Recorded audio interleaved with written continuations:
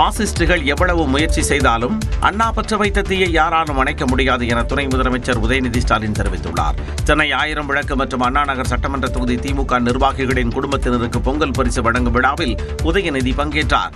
நிகழ்ச்சியில் பேசிய அவர், இன்றைக்கு மட்டுமல்ல என்றைக்கும் ஹிந்தி திணிப்பை தமிழ்நாடு எதிர்க்கும் என்றார். எவ்வளவுதான் முயற்சி பண்ணாலும் அண்ணா பற்ற வைத்த அந்த தீயை யாராலும் அணைக்க முடியாது. அந்த தீ இன்னைக்கு தலைமுறை கடந்து எரிந்து கொண்டிருக்கிறது. கடந்த 10 ஆண்டுகளில் சமஸ்கிருத மொழிக்கு 2600 கோடி ரூபாயை மத்திய அரசு ஒதுக்கியுள்ளது என்றும், ஆனால் தமிழ் மொழி வளர்ச்சிக்கு வெறும் 150 கோடி ரூபாய் நிதி ஒதுக்கப்பட்டுள்ளதாகவும் தெரிவித்தார். பாஜகவையும் அவர்களோடு வருபவர்களையும் ஒழிப்பதற்கு தமிழ்நாட்டு மக்கள் தயாராக இருப்பதாக துணை முதல்வர் உதயநிதி தெரிவித்தார்.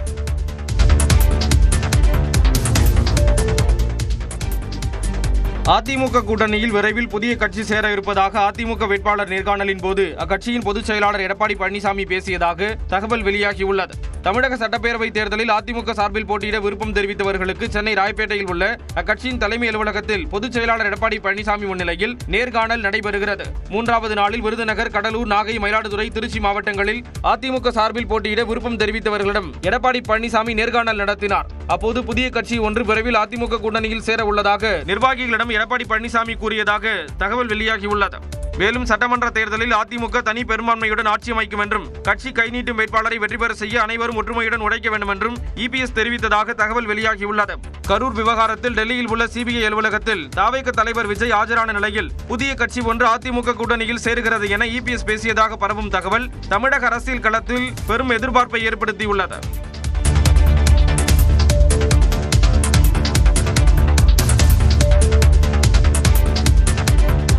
கூட்டணிக்கு குந்தகம் விளைவிக்கும் வகையில் செயல்படுபவர்கள் மீது நடவடிக்கை எடுக்கப்படும் என தமிழ்நாடு காங்கிரஸ் கமிட்டி தலைவர் செல்வப்பெருந்தகை தெரிவித்துள்ளார். சென்னை சத்தியமூர்த்தி பவனில் தமிழ்நாடு காங்கிரஸ் கமிட்டி தலைவர் செல்வப்பெருந்தகை தலைமையில் சமத்துவ பொங்கல் விழா நடைபெற்றது. இதைத் தொடர்ந்து செய்தியாளர்களிடம் பேசிய செல்வப்பெருந்தகை, கூட்டணி ஆட்சி கிடையாது என்பதில் முதலமைச்சர் உறுதியாக இருப்பதாக அமைச்சர் ஐ. பெரியசாமி தெரிவித்தது குறித்து பதிலளித்தார். அவரவர்கள் ஒரு கருத்து இருக்கு, முடிவெடுக்க போகிறவர்கள் எங்களுடைய அகில இந்திய தலைமையும் திராவிட முன்னேற்ற கழகத்தின் தலைமையும் நாங்க பேச்சுவார்த்தை தொடர்ந்து நடத்திட்டு இருக்கோம். ஒரு குழு அமைச்சிருக்காங்க திரு கிரீஷ் சோடங்கர் தலைமையில மீண்டும் பேச்சுவார்த்தை தொடங்குறோம். இந்த பேச்சுவார்த்தையில எல்லாமே சுமூகமா முடியும் என்று முழுமையாக நாங்கள் நம்புகிறோம். தொடர்ந்து பேசிய அவர், கூட்டணிக்கு குந்தகம் விளைவிக்கும் வகையில் செயல்படுபவர்கள் மீது நடவடிக்கை எடுக்கப்படும் என்றார். இந்த மாதிரி கூட்டணி தொடர்பாக பொதுவெளியில கண்டிப்பா எடுத்துட்டு இருக்கோம். இன்னும் கொஞ்ச நாள்ல பாப்பீங்க, வரும் தகவல். இப்ப நடக்கிறதும் காங்கிரஸ் ஆட்சி தான். காங்கிரஸ் ஒருபோதும் கொல்லைப்புற அரசியல் செய்யாது என்றும் செல்வப்பெருந்தகை கூறினார்.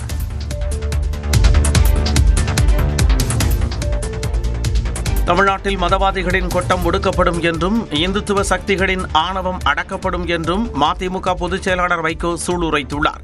போதைப்பொருள் ஒழிப்பு, சாதி மத மோதல் தடுப்பு உள்ளிட்டவற்றை வலியுறுத்தி கடந்த 2ஆம் தேதி வைகோ தனது சமத்துவ நடைப்பயணத்தை தொடங்கினார். திருச்சி மாவட்டம் தென்னூரில் வைகோவின் நடைப்பயணத்தை முதலமைச்சர் மு.க. ஸ்டாலின் தொடங்கி வைத்தார். நடைப்பயணத்தின் நிறைவாக மதுரை ஒத்தக்கடை பகுதிக்கு நேற்று வந்தடைந்த வைகோவுக்கு அக்கட்சி தொண்டர்கள் உற்சாக வரவேற்பளித்தனர்.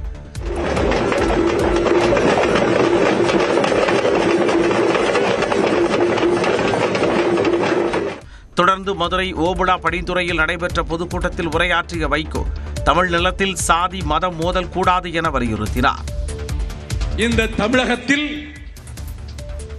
மதவாதிகளினுடைய கொட்டம் ஒடுக்கப்படும், இந்துத்துவ சக்திகளினுடைய அக்கிரம ஆதிக்கம் தகர்க்கப்படும், சாதியின் பெயரால் மதத்தின் பெயரால் எந்த மோதலும் ஏற்படக்கூடாது என்று நான் மீண்டும் வற்புறுத்தி சொல்லுகிறேன். நடைப்பயணத்தை வெற்றிகரமாக நிறைவு செய்ததை எண்ணி மகிழ்ந்த வைகோ, இனி தனக்கு என்ன நடந்தாலும் கவலை இல்லை என்று உணர்ச்சி பொங்க கூறினார். சமத்துவத்திற்காக 6000 கிலோமீட்டர் நடைப்பயணம் மேற்கொண்ட மதிமுக பொதுச் செயலாளர் வைகோ நிஜ ஹீரோ என நடிகர் சத்யராஜ் புகழ்ந்துள்ளார். வைகோவின் சமத்துவ நடைப்பயணத்தின் நிறைவு விழாவில் மதுரை எம்பி சு. வெங்கடேசன், நடிகர் சத்யராஜ், கவிஞர் வைரமுத்து உள்ளிட்டோர் பங்கேற்றனர். மேடையில் பேசிய சத்யராஜ் எம்ஜிஆர் பாடல் வரிகளை குறிப்பிட்டு வைகோவை பாராட்டினார். எப்படி சராசரி மக்களுக்கு சினிமாவில் இருக்கிறவங்க எல்லாம் பெரிய ஹீரோவா தெரிவாங்களோ, சினிமாவில் இருக்கிற எங்களுக்கு பெரிய ஹீரோவா தெரியறவர் வைகோ தான். அதுல இருந்தாலும் மறைந்தாலும் பேர் சொல்ல வேண்டும், இவர் போல யார் என்று ஊர் சொல்ல வேண்டும். அது அவருக்கு சேர்த்தி பாடின பாட்டு தான். முன்னதாக பேசிய கவிஞர் வைரமுத்து வைகோவின் குரல் வளத்தை குறிப்பிட்டார். அவருடைய உடம்பில் ஒரு தளர்ச்சி காணுகிறது, ஆனால் குரலில் தளர்ச்சி இல்லை. என் நண்பர் காளிமுத்து சொல்லுவார், மாடு இழைக்கலாம், கொம்பு இழைக்குமா?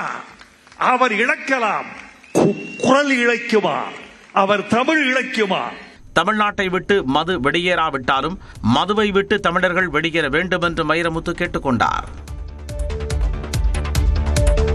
தங்கம் விலை சவரனுக்கு 1760 ரூபாய் அதிகரித்து புதிய உச்சத்தை தொட்டுள்ளது. ஏற்ற இறக்கமாக இருந்து வந்த தங்கம் விலை ஒரே நாளில் கிராமுக்கு 220 ரூபாய் உயர்ந்துள்ளது. ஒரு கிராம் தங்கம் 12,900 ரூபாய்க்கு விற்பனையான நிலையில் 13,120 ரூபாயாக விலை அதிகரித்துள்ளது. ஒரு சவரன் தங்கத்தின் விலை 1,03,200 ரூபாயாக இருந்த நிலையில் 1,760 ரூபாய் உயர்ந்து 1,04,960 ரூபாயாக உயர்ந்துள்ளது.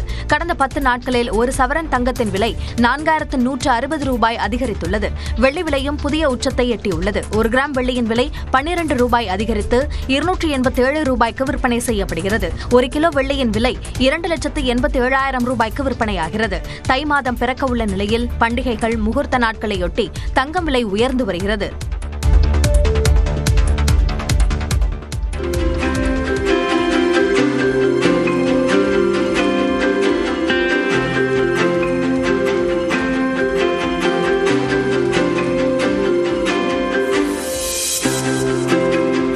கொடைக்கானலில் நடைபெற்ற கண்காட்சியில் இடம்பெற்ற இந்த கார்கள் மற்றும் இருசக்கர வாகனங்களை சுற்றுலா பயணிகள் ஆர்வத்துடன் கண்டு ரசித்தனர். திண்டுக்கல் மாவட்டம் கொடைக்கானல் அரசு விளையாட்டு மைதானத்தில் முதல் முறையாக பழமையான கார்கள் கண்காட்சி நடைபெற்றது. இதில் 60க்கும் மேற்பட்ட கார்கள் இடம்பெற்றன. குறிப்பாக 1936ஆம் ஆண்டு உற்பத்தி செய்யப்பட்ட ஆஸ்டன் கார், 1954ஆம் ஆண்டு உருவாக்கப்பட்ட வில்லீஸ் ரக ஜீப்புகள், கார்கள் வருவதற்கு முன்பாக பயன்பாட்டில் இருந்த சேரட் வண்டி உள்ளிட்டவை இடம்பெற்றன.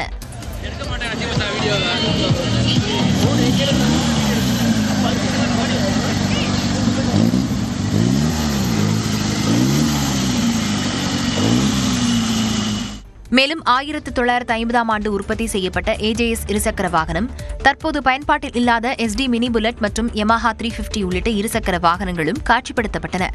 இதனை பொதுமக்களும் சுற்றுலா பயணிகளும் ஆர்வத்துடன் கண்டு ரசித்ததுடன் புகைப்படங்கள் எடுத்து மகிழ்ந்தனர்.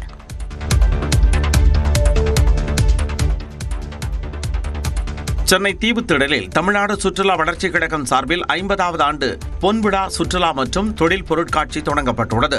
இதனை அமைச்சர்கள் மா. சுப்பிரமணியன், சேகர்பாபு, ராஜேந்திரன் ஆகியோர் துவக்கி வைத்தனர். பொருட்காட்சியில் காவல்துறை, விளையாட்டுத்துறை உள்ளிட்ட பல்வேறு துறைகள் சார்பில் 43 அரங்குகள் அமைக்கப்பட்டுள்ளன. 80 சிறிய கடைகளும் 14 தனியார் அரங்குகளும் உள்ளன. டெல்லி அப்பளம், பஜ்ஜி, காலிஃபிளவர் பக்கோடா, ஐஸ்கிரீம், கரும்பு சாறு, பானிபூரி, பால்கோவா, சோளா பூரி போன்றவற்றுக்கு சிற்றுண்டி உணவகங்களும் பொருட்காட்சியில் இடம்பெற்றுள்ளன.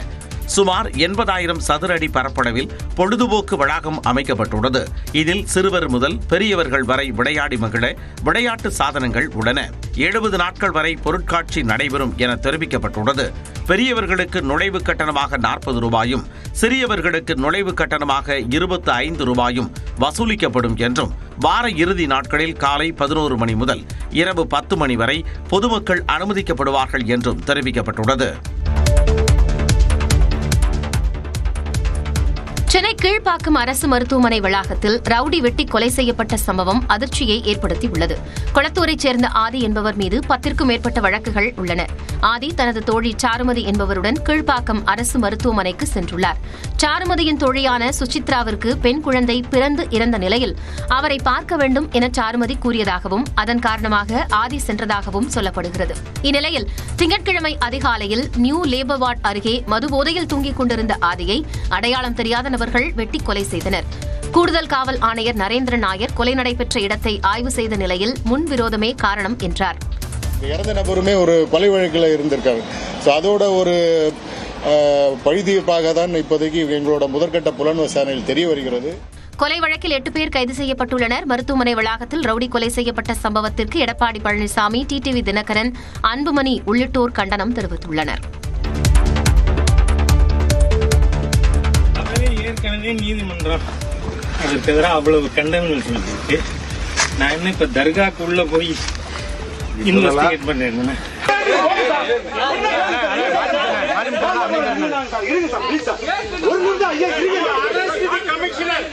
திருப்பரங்குன்றம் மலை மீது உள்ள கல்லத்தி மரத்தில் தரிசனம் செய்ய சென்ற பாஜக மூத்த தலைவர் எச் ராஜாவுக்கும் காவல்துறைக்கும் இடையே தள்ளுமுள்ளு ஏற்பட்ட காட்சிகளே இவை. திருப்பரங்குன்றம் மலையில் உள்ள தூணில் தீபம் ஏற்றுவது தொடர்பாக சர்ச்சை நீடித்து வருகிறது. சுப்பிரமணிய சுவாமி கோயில் மலை மீது உள்ள காசி விஸ்வநாதர் கோயிலில் சாமி தரிசனம் செய்வதற்காக வந்த எச் ராஜா கல்லத்தி மரத்தில் தரிசனம் செய்வதற்காக மேலே சென்றார். அப்போது காவல்துறையினர் அனுமதி மறுத்ததால் வாக்குவாதம் ஏற்பட்டது.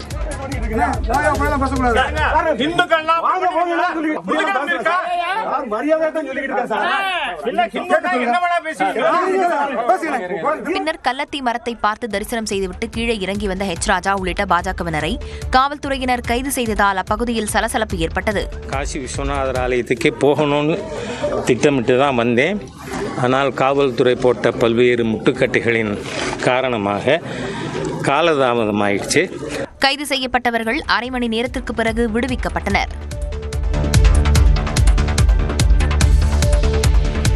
தூய்மை பணியாளர்கள் சென்னை மாநகராட்சியின் கீழ் பணியமர்த்தப்படுவார்கள் என அமைச்சர் சேகர் பாபு தெரிவித்துள்ளார்.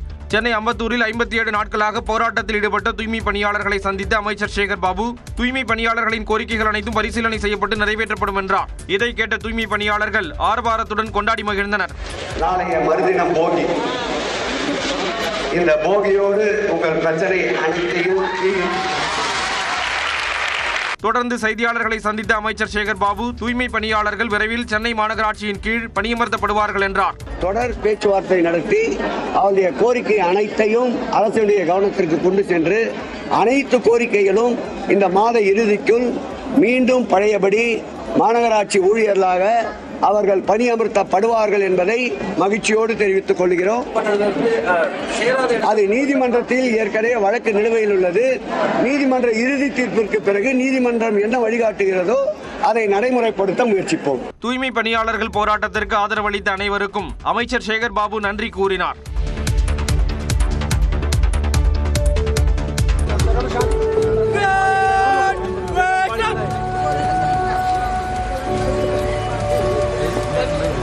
தனது குழந்தை பிறப்பதற்கு 1 மணி நேரத்திற்கு முன்பாக விபத்தில் உயிரிழந்த ராணுவ வீரருக்கு ஸ்ட்ரெச்சரில் அவருடைய மனைவி அஞ்சலி செலுத்திய துயரமான காட்சிகள் தான் இவை. மகாராஷ்டிர மாநிலம் சதாராவை சேர்ந்த ராணுவ வீரர் பிரமோத் ஜாதவ் தன்னுடைய மனைவியின் பிரசவ காலத்திற்காக விடுப்பு எடுத்து வந்துள்ளார். பிரசவத்திற்காக அவருடைய மனைவி மருத்துவமனையில் அனுமதிக்கப்பட்ட நிலையில் பைக்கில் சென்ற ராணுவ வீரர் பிரமோத் ஜாதவ் விபத்தில் சிக்கி உயிரிழந்தார். அடுத்த 1 மணி நேரத்தில் அவருக்கு பெண் குழந்தை பிறந்தது. மறைந்த பிரமோத்தின் உடலுக்கு ராணுவ மரியாதை அளிக்கப்பட்ட நிலையில் மருத்துவமனையிலிருந்து ஸ்ட்ரெச்சரில் அழைத்து வரப்பட்ட அவருடைய மனைவி தன்னுடைய கணவரின் உடலை பார்த்து கதறி அழுதார்.